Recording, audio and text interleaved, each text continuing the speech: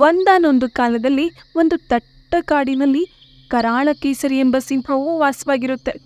ಅದು ಬಹಳನೇ ಕ್ರೂರವಾಗಿ ಮತ್ತು ಶಕ್ತಿಶಾಲಿಯಾಗಿರುತ್ತೆ. ಅದರೊಂದಿಗೆ ಏನೋ ಮಾಡುವಾಗ್ಲೂ ಅದಕ್ಕೆ ಸಾಥ್ ನೀಡುವ ಚತುರ ನರಿ ಯಾವಾಗಲೂ ಅದರೊಟ್ಟಿಗೆ ಇರ್ತಾ ಇತ್ತು. ಅವರು ಒಟ್ಟಿಗೆ ಕಾಡಿನಲ್ಲಿ ತಿರುಗಾಡುತ್ತಾ, ಬೇಟೆಯಾಡುತ್ತಾ ಮತ್ತು ಕಾಡಿನ ಸೌಂದರ್ಯವನ್ನು ಆನಂದಿಸ್ತಾ ಇದ್ರು. ಆದರೆ ಒಂದು ದಿನ ಕರಾಳ ಕೇಸರಿ ಒಂದು ದೊಡ್ಡ ಆನೆಯೊಡನೆ ಭೀಕರ ಯುದ್ಧಕ್ಕೆ ಇಳಿಯುತ್ತೆ. ಅವನು ಧೈರ್ಯದಿಂದ ಹೋರಾಡಿದ್ರೂ ಸಿಂಹವು ಗಂಭೀರವಾಗಿ ಗಾಯಗೊಂಡುತ್ತೆ. ಅವನು ಮುಂದೆ ಬೇಟೆಯಾಡಲು ಮತ್ತು ಸರಿಯಾಗಿ ನಡೆಯಲು ಸಹ ಆಗದೇ ಇರುವಷ್ಟು ದುರ್ಬಲವಾಗುತ್ತೆ. ಆಹಾರವಿಲ್ಲದ ಸಿಂಹವು ಮತ್ತೆ ಅವನ ಮೇಲೆ ಅವಲಂಬಿತವಾದ ನರಿ ಕೂಡ ಹಸುವಿನಿಂದ ಹಿಂಸಿತನಾಗ್ತಾನೆ. ಹಸುವಿನಿಂದ ಬಳಲಿದ ನರಿ, ಸ್ವಾಮಿ, ನಾನು ನಿಮಗೆ ಸಹಾಯ ಮಾಡಲು ಶಕ್ತಿ ಇಲ್ಲ. ತುಂಬಾನೇ ದುರ್ಬಲನಾಗಿದ್ದೇನೆ. ನಾನು ತುಂಬಾ ದಿನಗಳಿಂದ ಊಟ ಮಾಡಿಲ್ಲ. ಸಿಂಹವು ತನ್ನ ಸ್ನೇಹಿತನ ಪರಿಸ್ಥಿತಿ ನೋಡಿ ಕನಿಕರ ಪಡುತ್ತೆ. ಓ ನರಿ, ನನ್ನ ದುರ್ಬಲ ಸ್ಥಿತಿಯಲ್ಲೂ ನಾನು ಕೊಲ್ಲಬಹುದಾದ ಯಾವುದಾದ್ರೂ ಪ್ರಾಣಿಯನ್ನು ದಯವಿಟ್ಟು ಹುಡುಕು. ಇಲ್ದಿದ್ರೆ ನಾವಿಬ್ರು ಹಸುವಿನಿಂದ ಸಾಯ್ತೀವಿ. ನರಿ ಒಪ್ಕೊಂಡು ಆಹಾರವನ್ನು ಹುಡುಕಲು ಹೊರಟೋಗುತ್ತೆ. ಹಳ್ಳಿಯೊಂದರಲ್ಲಿ ಒಂದು ಕಾಡಿನ ಅಂಚಿನಲ್ಲಿ ಹುಲ್ಲು ತಿನ್ನುತ್ತಿರುವ ಕತ್ತೆಯನ್ನು ನೋಡುತ್ತೆ. ನರಿ ಪ್ಲಾನ್ ಮಾಡಿ ಕತ್ತೆಯ ಬಳಿ ಬಂದು ಮಧುರವಾಗಿ ಹೇಳುತ್ತೆ, ನಮಸ್ಕಾರ ಅಂಕಲ್, ನೀವು ತುಂಬಾನೇ ದಣಿದಿದ್ದೀರಲ್ಲ. ನೋಡೋದಕ್ಕೂ ತುಂಬಾ ತೆಳ್ಳಗಾಗಿದ್ದೀರಿ. ನಿಮ್ಗೆ ಏನಾಗಿದೆ? ಕತ್ತೆ ನಿಟ್ಟಿಸಿರು ಬಿಟ್ಟು, ಅಯ್ಯೋ, ನನ್ನ ಮಾಲೀಕ ತುಂಬಾ ಕ್ರೂರಿ. ಅವರು ನನಗೆ ತುಂಬಾ ಭಾರವಾದ ವಸ್ತುಗಳನ್ನ ನನ್ನ ಬೆನ್ಮೇಲೆ ಏರಿ ಸಾಗಾಟ ಮಾಡಿಸ್ತಿದ್ದಾನೆ. ಅವರು ನನಗೆ ತಿನ್ನಲು ಸ್ವಲ್ಪನೇ ಉಳ್ಕೊಡ್ತಾನೆ. ಆದ್ರಿಂದ ನಾನು ಇಷ್ಟೊಂದು ದುರ್ಬಲವಾಗಿದ್ದೇನೆ ಮತ್ತು ಆಹಾರಕ್ಕಾಗಿ ಇಲ್ಲಿಗೆ ಬಂದಿದ್ದೀನಿ.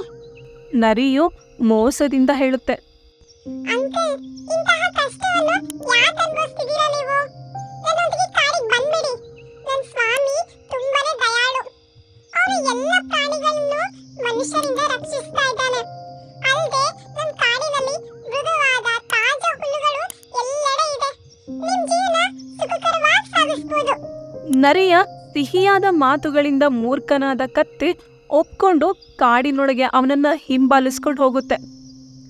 ಸಿಂಹದ ಗುಹೆಯನ್ನು ತಲುಪಿದಾಗ ಸಿಂಹವು ಕತ್ತೆಯನ್ನು ನೋಡಿ ಉಲ್ಲಾಸಗೊಳ್ಳುತ್ತೆ. ಅವನನ್ನ ಹಿಡಿಯಲು ಹಾರೋಗುತ್ತೆ. ಆದರೆ ಸಿಂಹವು ತಾನು ಯೋಚಿಸಿದಕ್ಕಿಂತ ದುರ್ಬಲವಾಗಿರುತ್ತೆ. ಕತ್ತೆಯನ್ನು ಹಿಡಿಯಲು ವಿಫಲವಾಗುತ್ತೆ. ಅವನು ನೆಲಕ್ಕೆ ಬಿದ್ದ ತಕ್ಷಣ ಭಯಗೊಂಡ ಕತ್ತೆ ಗಾಬರಿಯಿಂದ ಅಲ್ಲಿಂದ ವೇಗವಾಗಿ ಓಡೋಗ್ಬಿಡುತ್ತೆ. ಸಿಂಹವು ಬಹಳ ಮುಜುಗರದಿಂದ ಬೇಸರಗೊಳ್ಳುತ್ತೆ. ನರಿಯು ಅದನ್ನು ಕಂಡು ತನ್ನ ನಗುವನ್ನು ತಡೆದುಕೊಳ್ಳುತ್ತೆ. ಸ್ವಾಮಿ, ಇಂದು ನಿಮ್ಮಿಂದ ಕತ್ತೆಯು ತಪ್ಪಿಸ್ಕೊಳ್ತು. ಚಿಂತಿಸಬೇಡಿ, ನಾನು ಅವನನ್ನ ಹಿಡಿದು ಹಿಂತಿರುಗಿಸಿ ವಾಪಸ್ ಕರ್ಕೊಂಡು ಬರ್ತೀನಿ. ಆದ್ರೆ ಈ ಬಾರಿ ಅವನು ಹತ್ತಿರವಾಗುವವರೆಗೂ ಕಾಯಿರಿ. ನೀವು ದೂರ ಜಿಗಿಯಲು ತುಂಬಾನೇ ದುರ್ಬಲರಾಗಿದ್ದೀರಾ, ನೆನಪಿರ್ಲಿ. ಕಾಡನ್ನು ಚೆನ್ನಾಗಿ ಅರಿತ ನರಿಯು ಕತ್ತೆಯನ್ನು ಹಿಂಬಾಲಿಸುತ್ತೆ. ಕತ್ತೆ ಭಯದಿಂದ ಇನ್ನೂ ನಡುಗುತ್ತಾ, ನೀವು ನನ್ನನ್ನ ಮೋಸಗೊಳಿಸಿದ್ದೀರಿ. ನೀವು ನನ್ನನ್ನ ಅಪಾಯಕ್ಕೆ ಕೊಂಡೊಯ್ದಿದ್ದೀರಲ್ಲ. ಅದು ಯಾವ ಪ್ರಾಣಿ ನನ್ನ ಮೇಲೆ ಆಳಲು ಪ್ರಯತ್ನಿಸಿದೆಯಲ್ಲ? ನರಿ ಚತುರದಿಂದ ಉತ್ತರಿಸುತ್ತೆ, ಅಯ್ಯೋ ಅಂಕಲ್, ನೀವು ತಪ್ಪಾಗಿ ಅರ್ಥ ಮಾಡ್ಕೊಂಡಿದ್ದೀರಿ. ಅದು ಅಪಾಯವಲ್ಲ. ಒಂದು ಹೆಣ್ಣು ಕತ್ತೆ ನಿಮ್ಮನ್ನು ತಪ್ಕೊಳ್ಳೋದಿಕ್ ಬಯಸ್ತಾ ಇದೆ.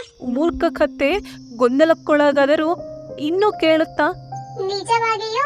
ಆದ್ರೆ ನಾನು ಹೇಗೆ ತಪ್ಪಿಸ್ಕೊಂಡೆ? ನರಿ ನಕ್ಕು ಹೇಳುತ್ತೆ, ಅಂಕಲ್, ಅದು ಸಿಂಹ ಅಥವಾ ಹುಲಿ ಆಗಿದ್ರೆ ನೀವು ತಪ್ಪಿಸ್ಕೊಳ್ತಿದ್ರಾ? ಇಲ್ಲ, ಅದು ಕೇವಲ ಸ್ನೇಹಪರ ಕತ್ತೆ. ನನ್ನೊಂದಿಗೆ ಹಿಂತಿರುಗಿ ಮತ್ತು ನೀವು ನೋಡ್ತೀರಾ. ಮತ್ತೊಮ್ಮೆ ನರಿಯನ್ನು ನಂಬಿದ ಕತ್ತೆ ಅವನನ್ನ ಹಿಂಬಾಲಿಸ್ತಾನೆ. ಮತ್ತೆ ಗುಹೆಗೆ ಬರ್ತಾನೆ. ಈ ಸಮಯದಲ್ಲಿ ಸಿಂಹವು ಕತ್ತೆ ಹತ್ರ ಬರುವವರೆಗೂ ಕಾಯ್ತಾನೆ. ನಂತರ ಒಂದು ಬಲವಾದ ಹೊಡೆತದಿಂದ ಅವನು ಕತ್ತೆಯನ್ನು ಕೊಲ್ತಾನೆ. ಆದರೆ ಸಿಂಹವು ತನ್ನ ಗಾಯದಿಂದ ಇನ್ನೂ ದುರ್ಬಲವಾಗಿದ್ದರಿಂದ ತಕ್ಷಣವೇ ತಿನ್ನಲು ಸಾಧ್ಯ ಆಗೋದಿಲ್ಲ. ನಾನು ಸ್ನಾನ ಮಾಡಿ ನೀರ್ ಕುಡಿದ್ ಬಂದು ತಿಂತೀನಿ. ಅಲ್ಲಿವರೆಗೂ ಕತ್ತೆಯನ್ನು ನೋಡ್ಕೋ. ಆದರೆ ನರಿಯು ಹಸಿವಿನಿಂದ ತಾಳ್ಮೆಯನ್ನು ಕಳೆದುಕೊಳ್ಳುತ್ತೆ. ಸಿಂಹವು ಹೊರಟು ಹೋದ ತಕ್ಷಣ ನರಿ ತನ್ನನ್ನು ನಿಯಂತ್ರಿಸಲು ಸಾಧ್ಯವಾಗೋದಿಲ್ಲ. ಕತ್ತೆಯ ಮೆದುಳನ್ನು ತಿನ್ಬಿಡುತ್ತೆ. ಸಿಂಹವು ಹಿಂತಿರುಗಿ ನೋಡಿದಾಗ ಮೆದುಳು ಕಾಣೆಯಾಗಿರುತ್ತೆ ಮತ್ತು ಅವನು ಕೋಪಗೊಂಡು ಕತ್ತೆಯ ಮೆದುಳಲ್ಲಿ. ನರಿ ತಕ್ಷಣವೇ ಬುದ್ಧಿವಂತಿಕೆಯಿಂದ ಸ್ವಾಮಿ ದಯವಿಟ್ಟು ಕೋಪಗೊಳ್ಬೇಡಿ, ಈ ಕತ್ತೆಗೆ ಮೆದುಳೇ ಇರ್ಲಿಲ್ಲ.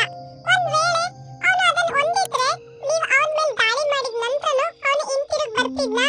ಸಿಂಹವು ಒಂದು ಕ್ಷಣ ಯೋಚಿಸಿ ನರಿ ಕೊಟ್ಟಂತಹ ಉತ್ತರದಿಂದ ತೃಪ್ತರಾಗಿ ತಲೆ ಅಲ್ಲಾಡಿಸ್ತಾನೆ. ಒಟ್ಟಿಗೆ ಅವರು ಅನೇಕ ದಿನಗಳ ಹಸಿವಿನಿಂದ ನಂತರ ಅಂತಿಮವಾಗಿ ಊಟವನ್ನು ಆನಂದಿಸ್ತಾರೆ.